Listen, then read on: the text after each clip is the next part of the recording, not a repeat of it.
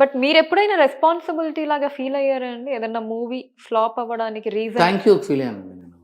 Thank you flop అయింది కదా, నేను ఫీల్ అయ్యాను. ఎందుకంటే నేను ఎందుకు రెస్పాన్సిబుల్గా ఫీల్ అయ్యానంటే, నేను చాలా ఎక్కువ కథ నమ్మాను. అది నేను ఇప్పటికీ చాలా నమ్ముతున్నాను. అది ఎందుకంటే అది యూనివర్సల్ ఎమోషన్, గ్రాటిట్యూడ్ అనేది. Gratitude is an universal emotion. నాకు మా అమ్మా నాన్న పట్ల గ్రాటిట్యూడ్ ఉండటం వెరీ లాజికల్, నన్ను కన్నారు కాబట్టి.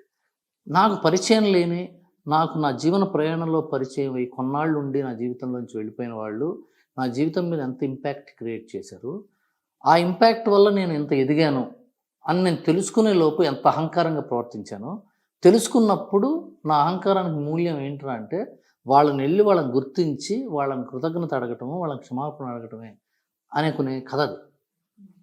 ఆ కథ యునీక్, ఇప్పటిదాకా ఎవడో చెప్పలా. ఈ సింపుల్ ఎమోషన్ ఇప్పటిదాకా ఎవడో చెప్పలేదు, దీన్ని చెప్దామని రాజు గారు నేను బాగా ట్రై చేశాం. నేను ఎందుకు రెస్పాన్సిబుల్గా ఫీల్ అవుతున్నానంటే, in my knowledge I'm a huge fan of Vikram K Kumar.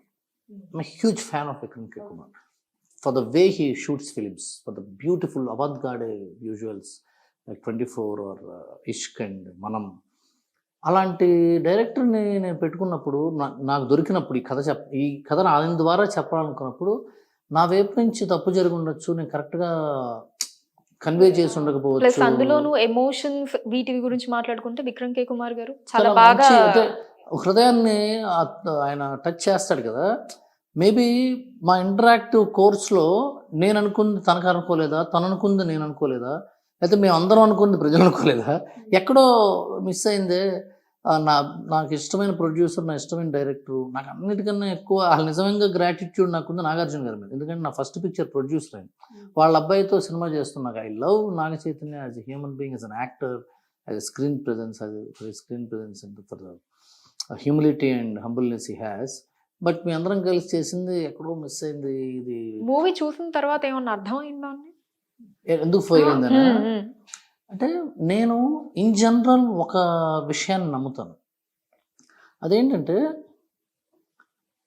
కథలో ముందు ఒక ఎమోషన్ని కథ రాసుకునేటప్పుడు లాజికల్గా కరెక్ట్గా చెప్తున్నావో లేదో చూసుకోవాలి.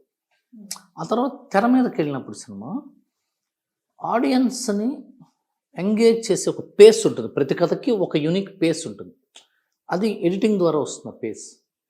అదేంటంటే, అది సినిమా సీన్ జరుగుతుంది అనుకోండి, ఆ సీన్ అర్థమైపోయిన తర్వాత కూడా ఇంకా సీన్ వస్తుంటే మనకు బోర్ కొడుతుంది.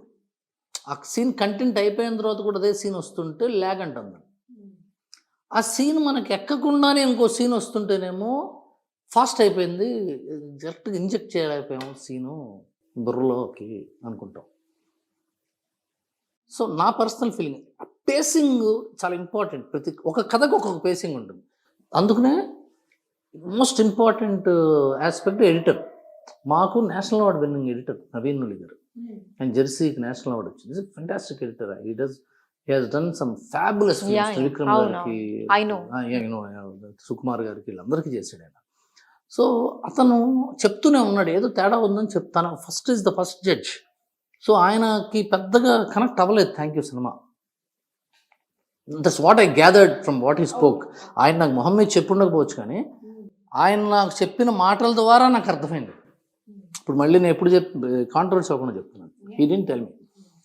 సో అది ఒక్కోసారి ఏమవుతుంది, ఆ పేస్నితో ఎమోషనల్ ఫిల్మ్స్ ఏమవుతాయంటే, బ్యాక్గ్రౌండ్ స్కోర్ కూడా చాలా ఇంపార్టెంట్. ఆ సీన్లో నేను సరిగ్గా రాసి ఉండకపోవచ్చు, ఆ డైలాగ్ సరిగ్గా కన్వే ఉండొచ్చు, లేకపోతే ఆ పేసింగ్ కరెక్ట్ లేకపోయి ఉండొచ్చు, ఎక్కడో ఏదో జరిగి ఉండొచ్చు. అంటే ఇది ఎందుకు ఏదో జరిగి ఉండొచ్చు అని వర్డ్ వాడారంటే, ఏం జరిగిందో తెలిస్తే ఇంకో సినిమాకి అది చేయం. సో ఎప్పుడో ఫస్ట్ 10 ఏళ్ల ఫిల్మ్ మేకింగ్లో అందరికీ అర్థమైపోయి అందరూ అన్ని బ్లాక్ బస్టర్లు తీసేవాళ్ళు. అది ఎప్పటికీ తెలియని ఒక మ్యాజిక్. అది ఏం తప్పు జరిగింది, ఏం రైట్ జరిగింది, ఫలానా సినిమాలో ఏం రైట్ జరిగింది, ఎందుకు హిట్ అయింది అని తెలిస్తే అందరూ సినిమాలు తీస్తారు కదా. ఏం తప్పు జరిగింది అని తెలిస్తే అందరూ తప్పులు కరెక్ట్ చేసుకుంటారు కదా. ఇది ఎవరికీ తెలియని ఒక మ్యాజిక్ అమ్మాయి.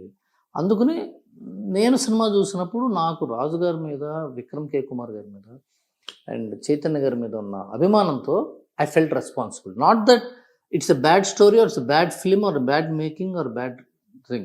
I felt responsible because of the bad result, not the expected result that has come. వేరే ఇక్కడ 'దిల్ రాజు' గారి మీద మీకు లోపల ఏమన్నా కొంచెం కూడా ఒక నెగెటివ్ ఫీలింగ్ గాని, కోపం గాని ఎక్కడా ఆయన లేదంటారా? నాకు ఫ్యామిలీ అన్నమాట. ఈజ్ లైక్ మై ఎల్డర్ అదే ఈజ్ లైక్ అంటే మీకు ఎలా చెప్పాలో అర్థం కావట్లేదు. Is my family. I look up to him for everything in my life. Raju garu నేను థ్యాంక్ యూ స్టేజ్ మీద కూడా ఒకటి చెప్పాను. నేను ఒక్కొక్కరి దగ్గర ఒక్కొక్కటి నేర్చుకున్నాను జీవితంలో. కొంతమంది దగ్గర రాజుగారి దగ్గర పేషెన్స్ నేర్చుకున్నాను. రాజుగారి దగ్గర ఎంత పేషెన్స్ ఉంటుందంటే ఆయన ఎప్పుడు నవ్వుతుంటారు. ఆయనకున్నంత స్ట్రెస్, ఆయనకున్నంత urgency in taking a decision. ఆయన ఒక డెసిషన్ తీసుకోవాల్సినంత స్పీడ్గా, ఎందుకంటే ఒక 100 ఫైళ్ళు ఉంటాయి టేబుల్ మీద, అంటే 100 సమస్యలు ఉంటాయి ఆయన జీవితంలో, 100 సిచ్యువేషన్స్ ఉంటాయి. 100 సిచ్యువేషన్కి ఇమీడియట్ డెసిషన్ తీసుకోవాలి. సో ఎంత పేస్గా పనిచేయాలి ఆయన, ఎంత ఫాస్ట్గా పనిచేయాలి.